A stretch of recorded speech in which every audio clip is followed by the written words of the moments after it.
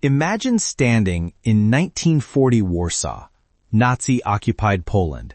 Your resistance commanders tell you about a new concentration camp, Auschwitz. Rumors say terrible things are happening inside, but nobody knows for sure.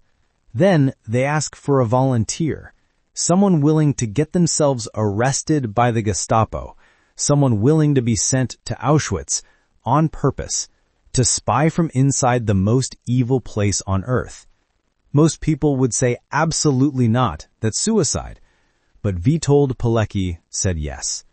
For 2.5 years, prisoner number 4859 organized resistance inside Auschwitz, smuggled out reports documenting the Holocaust, and warned the world about Nazi atrocities. Then he escaped. But his story doesn't end there. After surviving Auschwitz, after fighting in the Warsaw Uprising, Witold Pilecki would be executed by his own country for being a hero. Stay with me, because what Witold Pilecki did will redefine everything you think you know about courage, about sacrifice, and about how one man can witness hell and still choose to fight. Chapter 1. The Boy Who Had Something to Prove. January 23, 1921, New Bedford, Massachusetts. A baby boy named Leo Major was born to French-Canadian parents. His father was working for the American Railroad Company at the time, but within a year, the family moved back to Montreal, Quebec.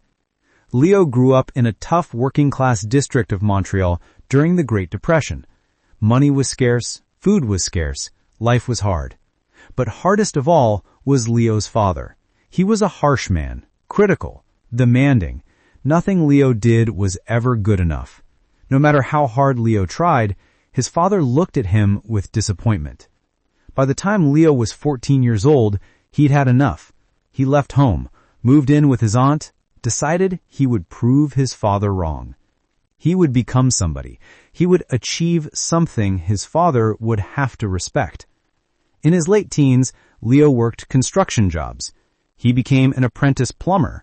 But in 1940, Leo found himself unemployed. The Depression was still affecting Canada. Jobs were hard to find. Then Leo saw an opportunity. World War II had begun. Britain and France were fighting Nazi Germany. Canada had joined the war, and the Canadian Army was recruiting. On January 23, 1940, his 19th birthday, Leo Major enlisted in the Canadian Army. He joined the Régiment de la Zodière, a French-Canadian infantry unit. Leo wasn't enlisting out of patriotism alone. He was enlisting to prove something. To his father, to himself. He was determined to show the world what Leo Major could do. And what Leo Major would do would become legend. Chapter 2. The D-Day and the First Miracle. From 1940 to 1944, Leo underwent intensive military training, first in New Brunswick, then in Europe preparing for the invasion. June 6, 1944, D-Day, the Allied invasion of Normandy. Leo Major landed on Juno Beach with the Régiment de la Zodière. This was one of the largest military operations in history. Thousands of soldiers, hundreds of ships, bombers overhead. The beach was supposed to be heavily defended by German forces, and on that first day, Leo Major did something remarkable. He was sent on a reconnaissance mission with another soldier. They were scouting German positions when they spotted a German Hanomag half-track, a heavily armored personnel carrier filled with German soldiers. Most scouts would have reported the position and pulled back. Leo decided to capture it. He and his partner attacked the half-track. In the firefight, they killed or captured the German crew and took the vehicle. On D-Day, his first day of combat. But Leo's war was just beginning. 4 days later, on October 10th, Leo was on patrol when he encountered a 4-man SS patrol, the elite Nazi soldiers.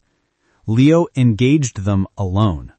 He killed 3 of them, but the 4th SS soldier, before dying, threw a phosphorus grenade at Leo. The grenade exploded directly in front of Leo's face. Phosphorus burns at extremely high temperatures. The chemicals seared Leo's face, particularly his left eye. The pain was indescribable. When Leo was evacuated to a field hospital, the doctors examined his eye and delivered bad news. Leo was partially blind in his left eye. The damage was permanent. He would likely lose all vision in that eye eventually. The doctors told Leo his war was over. He'd be evacuated to England, given an honorable medical discharge, and sent home to Canada. Leo Major refused. He said, "I don't need two eyes. I'm a sniper. I only need my right eye to sight a rifle." The doctors argued. The military argued. But Leo was adamant. He would not leave his regiment. He would not abandon the fight. So Leo Major, now sporting an eye patch over his damaged left eye, returned to his unit, and he continued fighting. Because Leo Major had something to prove. Chapter 3. The Battle of the Scheldt. October 1944. The Battle of the Scheldt. Canadian forces were fighting to clear German forces from the Scheldt estuary in the Netherlands. This was critical. The Allies needed to open the port of Antwerp to supply their advance into Germany. The fighting was brutal. The Germans had fortified every position. The Dutch landscape, flat and crisscrossed with canals, favored defense. Canadian casualties were mounting. Leo Major, now an experienced combat veteran, was conducting reconnaissance missions, finding German positions, gathering intelligence, being a general nuisance to the Wehrmacht. Then one day, Leo decided to do something insane. He was out on patrol, alone as usual, when he spotted a German position, a large group of German soldiers. He observed them, counted them, assessed their readiness, and then Leo Major decided to capture them, all of them, by himself. One man. He used the element of surprise. He ambushed a small German patrol, capturing one soldier. He forced this prisoner to lead him to the German command post. At the command post, he killed or captured several more Germans. Then he found the German commander. And Leo, holding his weapon on the commander, told him that the area was surrounded by Canadian forces, that resistance was futile, that the commander should surrender his entire unit to avoid unnecessary bloodshed. It was a bluff. There were no Canadian forces nearby. Just Leo, one man, with an eye patch and a lot of nerve. But the German commander believed him. Or perhaps the commander was tired of fighting. Perhaps he knew the war was lost. For whatever reason, he ordered his men to surrender. Leo Major marched 93 German prisoners back to Canadian lines. By himself, one man, 93 prisoners. When Leo arrived back at base with his prisoners, his commanders couldn't believe it. They thought there must have been a mistake, a miscommunication. But no, Leo had done it. Captured 93 Germans, solo. Leo Major was nominated for the Distinguished Conduct Medal, the second highest award for gallantry in the British Commonwealth, second only to the Victoria Cross. The award would be presented by Field Marshal Bernard Montgomery, the famous British commander, and Leo Major refused the medal. Chapter 4. Refusing Montgomery's Medal. When Leo was told he'd been awarded the Distinguished Conduct Medal and that Field Marshal Montgomery would present it, Leo said no. He refused to accept it. His fellow soldiers were shocked. His commanders were furious. You don't refuse a medal from Field Marshal Montgomery. That's an insult to one of the most famous generals in the Allied forces. But Leo didn't care. He had his reasons. Leo believed Field Marshal Montgomery was incompetent. Specifically, Leo blamed Montgomery for the failure of Operation Martin Garden, the disastrous airborne assault on Arnhem in the Netherlands in September 1944. Martin Garden had been Montgomery's plan: drop Allied paratroopers behind German lines to capture key bridges and then have ground forces advance quickly to relieve them. It was supposed to end the war by Christmas 1944. Instead, it was a catastrophic failure. thousands of Allied soldiers died or were captured, and critically, the failure of Martin Garden delayed the liberation of the Netherlands. Dutch civilians suffered under Nazi occupation for months longer than necessary. Leo had seen the suffering of the Dutch people. He'd watched civilians starving. He'd seen the brutality of the German occupation, and he blamed Montgomery. So when offered a medal from Montgomery's hands, Leo Major said, "No thank you. I don't accept medals from incompetent commanders." The military couldn't force him to accept the medal, so the award was noted in his file, but never officially presented. Leo Major had just refused one of the highest military honors available. Most soldiers would have been punished, but Leo's reputation was so extraordinary and his combat record so impressive that his commanders let it slide. Leo was too valuable to lose over something like pride. Chapter 5. The Landmine and the Impossible Recovery. Shortly after refusing Montgomery's medal, Leo Major was on patrol when he stepped on a German landmine. The explosion was massive. Leo was thrown into the air. When he landed, he couldn't move his legs. His back was broken. 3 vertebrae fractured. The medics evacuated Leo to a field hospital. The doctors examined him and delivered the same diagnosis as before. His war was over. This time for sure. A broken back, partial blindness. Leo had done enough. He'd be evacuated to England, given an honorable medical discharge, and sent home. Leo Major said, "No. Again." The doctors couldn't believe it. "Your back is broken," they said. "You can barely walk. You're half blind. Your war is over." Leo responded, "My war is over when I say it's over." The doctors wanted to send him to a military hospital in England, but Leo knew if he went to England, he'd be out of the war for good. So Leo made a decision. He escaped from the hospital in the middle of the night with a broken back, wearing a hospital gown. Leo found a French family in a nearby village who agreed to hide him. For a month, Leo recovered in secret. The family fed him, cared for him, helped him heal. By the time Leo returned to his regiment, he was technically absent without official leave. He should have been court-martialed, but his commanders, recognizing that Leo Major was perhaps the most effective soldier in the entire Canadian Army, decided not to punish him. Leo Major was back in action. One-eyed, broken-backed, unstoppable. Chapter 6.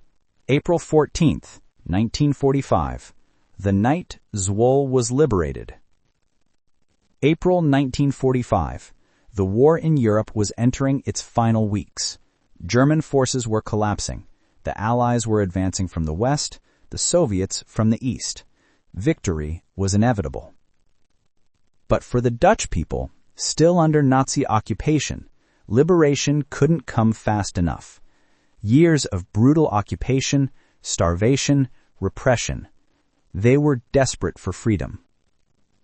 The Canadian Army was advancing through the Netherlands, liberating city after city. One of their targets was Zwolle, a city of about 50,000 people located in the eastern Netherlands. The plan was to attack Zwolle on April 15th. Artillery would bombard the city, then infantry would storm in and clear out the German garrison. But artillery bombardment meant civilian casualties. Innocent Dutch people would die. Their homes would be destroyed. Leo Major and his friend, Corporal Willy Arsenault, volunteered for a reconnaissance mission.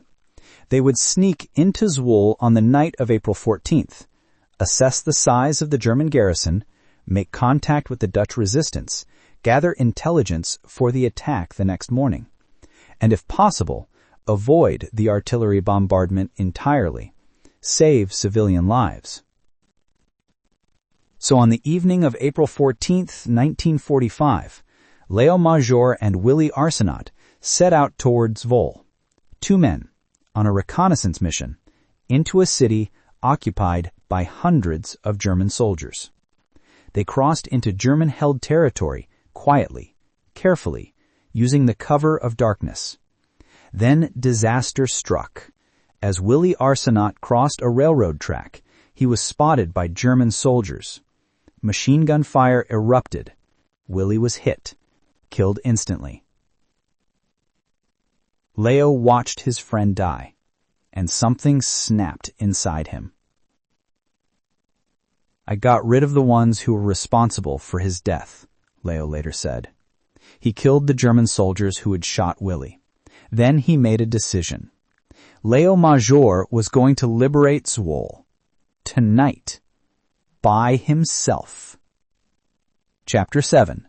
One Man versus a City. Leo took Willi's weapons and ammunition. Now he had 2 Sten submachine guns, multiple magazines, grenades, everything he needed. And Leo Major stormed into Zwolle alone at 1 a.m. The streets were deserted. The Germans had a curfew. Anyone outside after dark would be shot, so Leo had the city to himself. And he began his attack.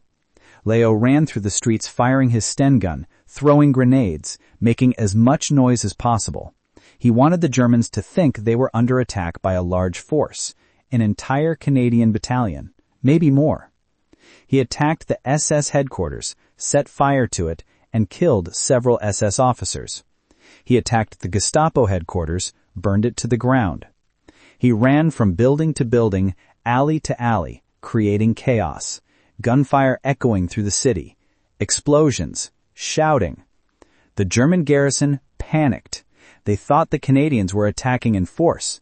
They sent messengers running between units, trying to coordinate a defense. But they couldn't find the attackers, because there was only one attacker. And Leo was everywhere and nowhere, a ghost moving through the darkness. At one point, Leo captured a German soldier. He spoke to him in French, which some Germans understood. Leo told the soldier, "The city is surrounded. The entire Canadian army is here. If you leave now, you'll be allowed to retreat. But if you stay, you'll all be killed in the artillery bombardment at dawn." It was a bluff. There was no Canadian army. There would be no artillery bombardment if the Germans fled. But Leo sold the lie perfectly. He gave the German soldier back his weapon as a sign of good faith and sent him to deliver the message to his commanders. Then Leo continued his rampage through Zwolle. Hours passed. Leo kept attacking, kept moving, kept creating the illusion of a massive assault. As dawn approached, German units began evacuating Zwolle. They abandoned their positions, fled east. The entire garrison retreating from one Canadian soldier. By morning, Zwolle was liberated. Not a single civilian casualty. No artillery bombardment. No battle. Just Leo Major, the eye-patched ghost, who had liberated a city of 50,000 people. Alone. Chapter 8. The Hero of Zwolle. When Leo returned to Canadian lines, exhausted, carrying Willi Arsenault's body, his commanders couldn't process what they were hearing. "You liberated Zwolle? The entire city?" "Yes," Leo said. "By yourself?" "Yes." "How?" "I made some noise. The Germans thought you were all coming, so they left." The Canadian forces entered Zwolle that morning expecting a fight. Instead, they found Dutch civilians celebrating in the streets. The Germans were gone, the city was free. And the Dutch resistance fighters confirmed it. One Canadian soldier, wearing an eye patch, had done this. Single-handedly. This time, when Leo Major was awarded the Distinguished Conduct Medal, he accepted it. The citation read, in part, quote, "The gallant conduct of this soldier, his personal initiative, his dauntless courage, and entire disregard for personal safety was an inspiration to all." Unquote. The people of Zwolle would never forget Leo Major. In their eyes, he was their liberator, their savior, the man who freed them without firing a single shot that endangered civilians. But Leo's war wasn't over. Not yet. Chapter 9. Korea and Hill 355. When World War II ended, Leo Major returned to Montreal. He went back to his old job as a pipefitter. He married Pauline de Coissel in 1951. He started a family. He tried to live a normal life. But in June 1950, war broke out again. This time in Korea. North Korea, backed by Communist China and the Soviet Union, invaded South Korea. The United Nations, led by the United States, intervened. Canada sent troops to Korea as part of the UN force, and Leo Major, despite his injuries, despite his partial blindness, despite having every reason to stay home with his family, volunteered. In 1951, Leo was sent to Korea with the 2nd Battalion Royal 22nd Regiment, known as the Vandues. He was assigned to the Scout and Sniper Platoon, an elite reconnaissance unit. By late 1951, the war had devolved into a grinding stalemate. The Chinese had pushed UN forces back from the Yalu River.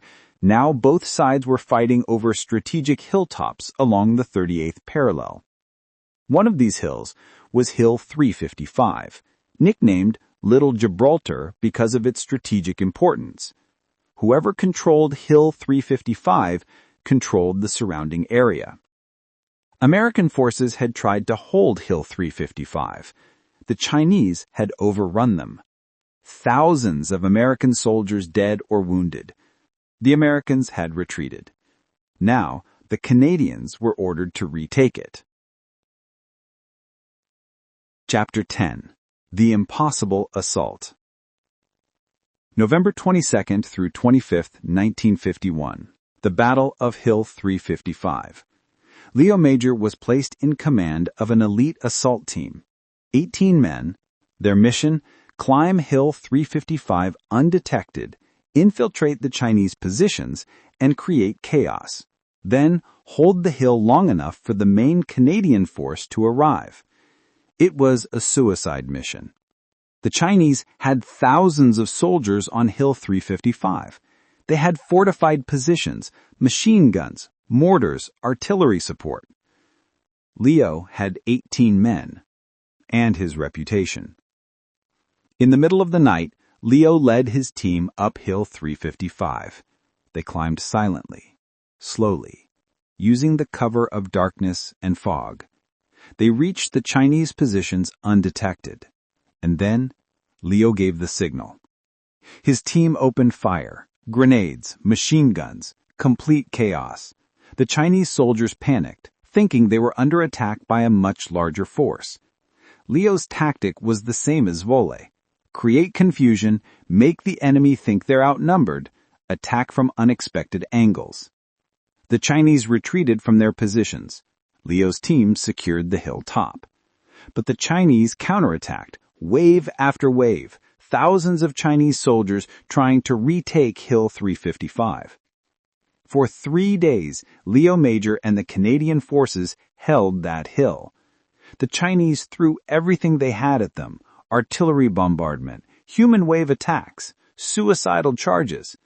But the Canadians held, and Leo Major, the one-eyed ghost, was everywhere, directing fire, leading counterattacks, refusing to retreat. After 3 days, American forces relieved the Canadians. Hill 355 was secure. For his actions at Hill 355, Leo was awarded a bar to his Distinguished Conduct Medal. A bar means receiving the same medal a second time. It's extraordinarily rare. Leo Major became the only Canadian to receive the Distinguished Conduct Medal in 2 separate wars, World War II and Korea. Chapter 11. Returning Home to Silence. After Korea, Leo Major returned to Montreal. He went back to his old job as a pipefitter. He raised his 4 children with his wife Pauline. He lived quietly. And nobody knew who he was. Leo never talked about the war. His own children had no idea what his father had done. He didn't brag, didn't seek attention, didn't want recognition. For 30 years, Leo Major lived in near total anonymity in Montreal. Just another working-class French-Canadian guy, a pipefitter, a father, a husband. Then, in the mid-1970s, there was a knock on the door. A Dutch official from Zwolle stood on Leo's doorstep. He'd been searching for Leo Major, the liberator of Zwolle, the man who had freed their city single-handedly. Leo's son, Daniel Aimé, was 9 years old. He answered the door. The Dutch official explained who Leo was, what he'd done. Daniel Aimé was stunned. His father? A war hero? Nobody had ever said anything. Later, Daniel Aimé asked his mother why Leo had never mentioned it. She asked Leo the same question. Leo shrugged.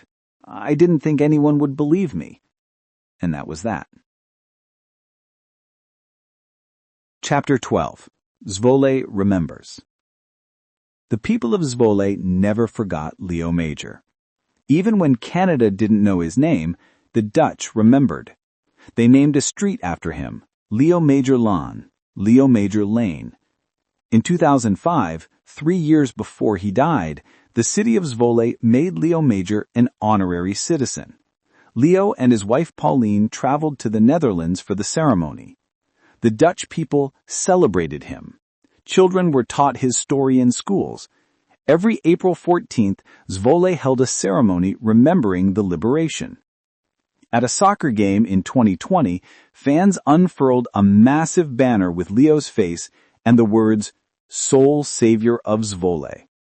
Leo visited Zwolle several times in his later years, and every time the Dutch people treated him like royalty, because to them, that's what he was.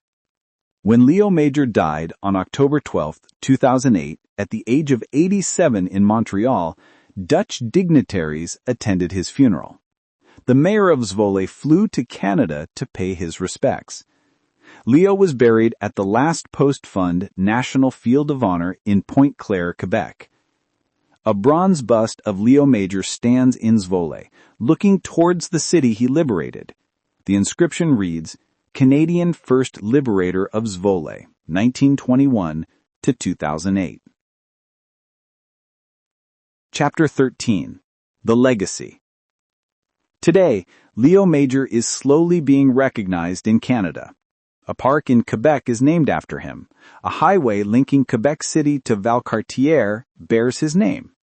In 2018, a documentary titled Leo Major Le Fantôme Borgneux, The One-Eyed Ghost, was released telling his story to a new generation of Canadians. In 2020, his story gained international attention when it was featured in various military history publications and online platforms. But Leo's greatest legacy is in Zwolle, where children still learn about the Canadian soldier who freed their city. Where every year, on April 14th, people gather to remember. And his lesson is simple, that one person, with courage, determination, and a refusal to accept defeat, can accomplish the impossible. If Leo Major can do that, what can you do? The one-eyed ghost is gone, but his legend lives forever.